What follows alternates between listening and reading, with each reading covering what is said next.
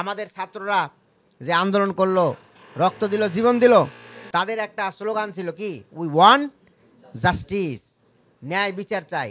তো ন্যায় বিচার কে করতে পারে? এই কোরআনই করতে পারে ন্যায় বিচার। আল্লাহই বলতে পারেন যে কোনটার বিচার কতটুকু করতে হবে। অতএব সেই ন্যায় বিচার প্রতিষ্ঠা করতে হলে আল কোরআন এই দেশে কায়েম করতে হবে। আসসালামু আলাইকুম ওয়া রাহমাতুল্লাহি ওয়া বারাকাতুহু। মাহে রমজানের পবিত্র সময় আমরা অতিক্রম করছি। এই রমজান মাসের প্রতিটি মুহূর্ত আল্লাহর রহমতে পরিপূর্ণ। দিন এবং রাত্রির কোনো পার্থক্য নাই। আল্লাহর রহমত অবারিতভাবে বর্ষিত হতে থাকে। আমাদের উচিত হলো এই রহমতগুলোকে গ্রহণ করা। আল্লাহ রাসূল সাল্লাল্লাহু আলাইহি ওয়াসাল্লাম বলেছেন, যে ব্যক্তি রমজান মাস পেল, গুনাহখাতা মাফ করে নিতে পারল না, তার জন্য হতভাগ্য।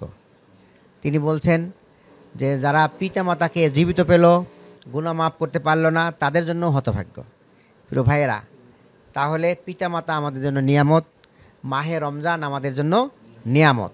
এই নিয়ামতগুলোকে আমরা যেন কাজে লাগাইতে পারি, সেই জন্য সকলেরই প্রচেষ্টা থাকা দরকার।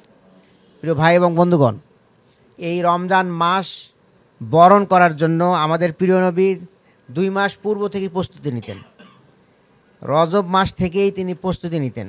তিনি বলেছেন, রজব হলো পানি সিঞ্চনের মাস, বীজ বপনের মাস, শাবান হলো পানি সেচের মাস, আর রমজান হলো ফসল কাটার মাস।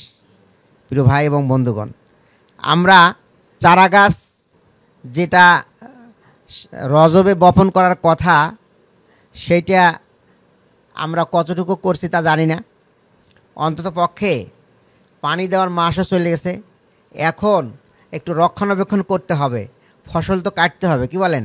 ফসল কাটার আগে একটু দেখে শুনে রাখতে হবে, অর্থাৎ আমাদের আমল আখলাক আরও বাড়াইতে হবে।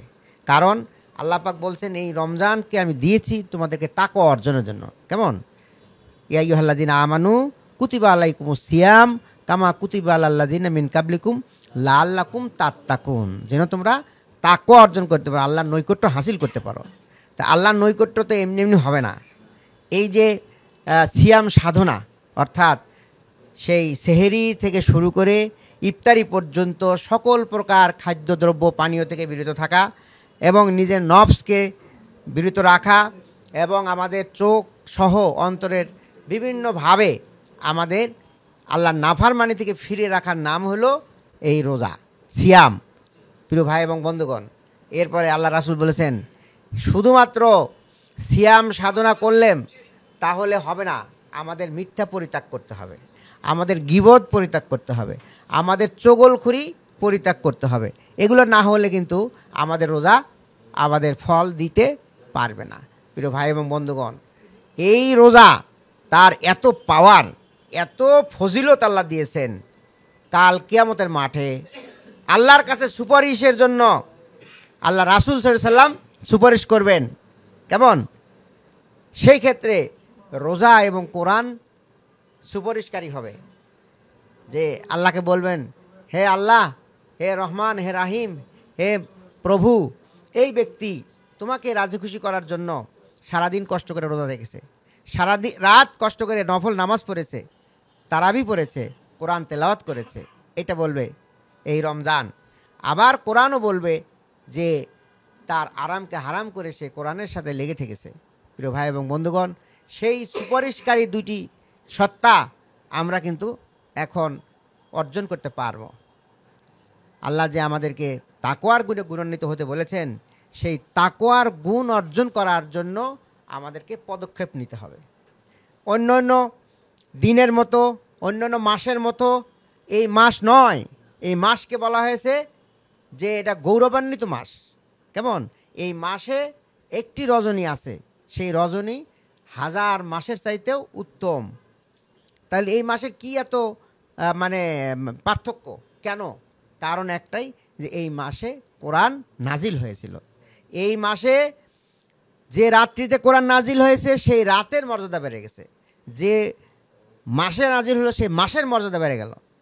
তাহলে এই কোরআন যদি আমরা অনুসরণ করি, অনুকরণ করি, তাহলে আমার নিজের মর্যাদাও বাইরে যাবে।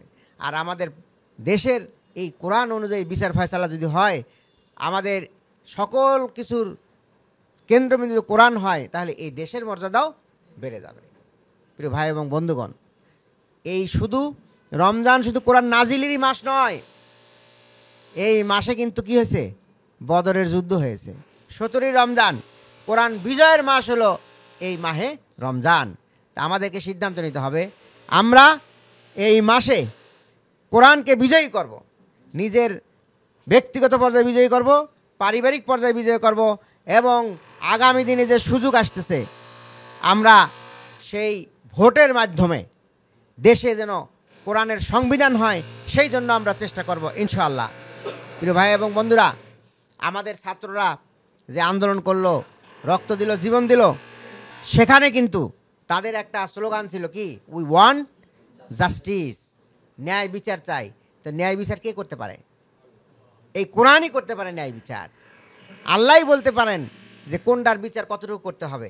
অতএব সেই ন্যায় বিচার প্রতিষ্ঠা করতে হলে ছাত্রদের যেটা ম্যান্ডেট, সেটা হলো যে আল কোরআন এই দেশে কায়েম করতে হবে। কেমন? এখন একটা গোষ্ঠী, একদল লোক, তারা বলতেছে যে কোনো সংস্কার লাগবে না, কেমন, তাড়াতাড়ি নির্বাচন দাও। ঠিক আছে না? তাহলে কি ছাত্ররা কি এই জন্য জীবন দিয়েছিল? আমরা শহীদের বাবাদের সাথে কথা বলেছি, তারা বলেছেন যে আমার ছেলে শুধুমাত্র এই নির্বাচন দিয়ে এক দলকে বাদ দিয়ে আর এক দলের ক্ষমতায় পৌঁছানোর জন্য জীবন দেয় নাই, তারা জীবন দিয়েছে দেশের একটা পরিবর্তন চায়, দেশের গুণগত পরিবর্তনের জন্য তারা জীবন দিয়েছে। আমার ছেলেরা জীবন দিয়েছে, লাগলে আমরা নিজেরাও জীবন দেব, তবুও দেশের গুণগত পরিবর্তন করব ইনশাআল্লাহ। প্রিয় ভাই এবং বন্ধুগণ, তাই আমরা সরকারের কাছে আহ্বান জানাবো যে মানুষের কথায় বিচলিত হবেন না। আপনাদের সাথে জনগণ আছে, এই জনগণের ম্যান্ডেট আপনাদের 5ই আগস্ট দিয়েছে। এই জনগণ বলছেন যে ওই ফ্যাসিজম চলবে না, আগামী দিনে কোনো ফ্যাসিজম আসতে পারবে না। অতএব সংস্কার করুন এবং সময় মতো নির্বাচন রোড ম্যাপ ঘোষণা করে নির্বাচন দেন, জনগণ আপনার সাথে থাকবে ইনশাআল্লাহ। প্রিয় ভাই এবং বন্ধুগণ, আজকে আমরা আপনাদেরকে যে কষ্ট দিতে ডেকেছি, আমাদের উচিত ছিল এই ফুড প্যাকগুলো আপনাদের বাসায় পৌঁছায় দেওয়া, কিন্তু আমরা একটু কষ্ট দিয়ে আপনাদের ডাকছি, আমাদেরকে ক্ষমা করবেন। প্রিয় ভাই এবং বন্ধুগণ, বাংলাদেশ জামাত ইসলামী শুধুমাত্র একটি রাজনৈতিক দলের নাম নয়, এটা একটি এমন একটি দল যে দল সাম্য চায়, সন্ত্রাস মুক্ত চায়, চাঁদাবাজি মুক্ত চায়, দুর্নীতি মুক্ত চায় এবং মানবিকতা চায়। যেখানে মানবিক সমস্যা সেখানে জামাত ইসলামী হাজির। আমরা এই রমজানে একটু দেরি হয়ে গেল, আমরা আরও শুরু করেছি আগে থেকেই, বিভিন্ন ওয়ার্ডে আমরা যাচ্ছি, সেখানে গিয়ে ভাইদের সাথে কথা বলতেছি এবং আমরা কিছুটা হলেও উপহার বিনিময় করতেছি আর কি।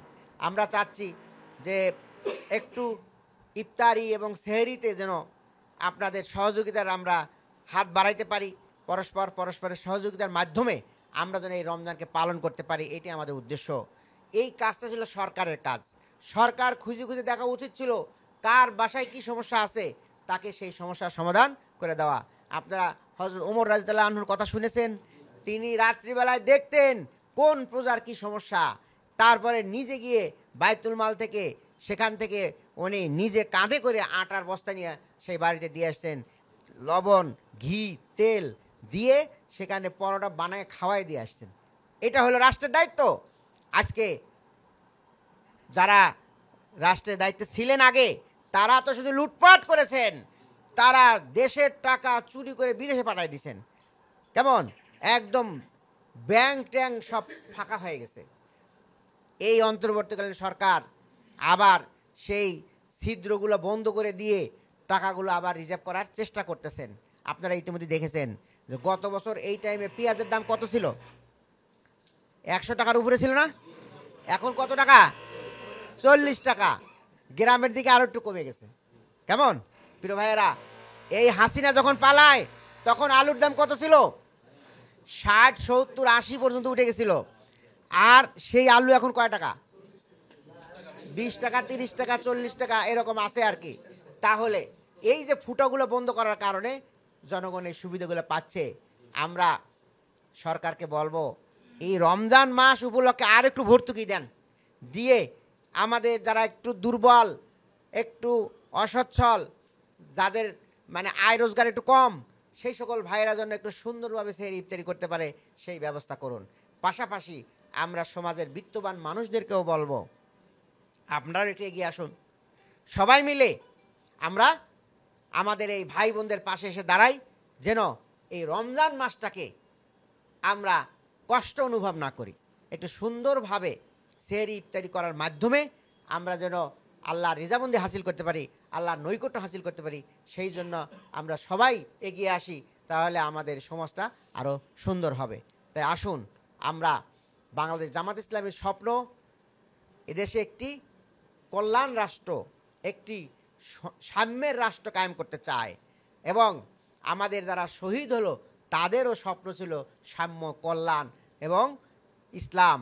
এই সমন্বয়ের মাধ্যমে যেন দেশে একটি সুন্দর পরিস্থিতি সৃষ্টি হয়, না হলে গত যেভাবে গেছে আগামী যদি সেইভাবে যায় তাহলে এই শহীদের রক্ত সবগুলো বিটা হয়ে যাবে।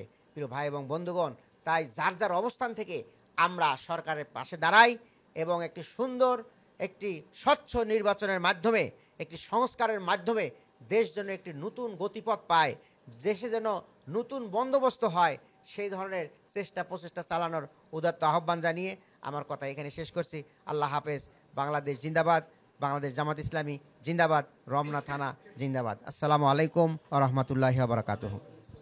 দূর যোগে দূর ভোগে মানুষের পাশে, চেয়ে দেখো কারা আজ আগে ছুটে আসে। নিপীড়িত অসহায় গরিবের কাছে, চেয়ে দেখো কারা আজ আগে ছুটে আসে। জনগণ চিনে গেছে দলটাকে বেশ, জনগণ বুঝে গেছে দলটাকে বেশ। জামাতে ইসলামী বাংলাদেশ, জামাতে ইসলামী বাংলাদেশ, জামাতে ইসলামী বাংলাদেশ।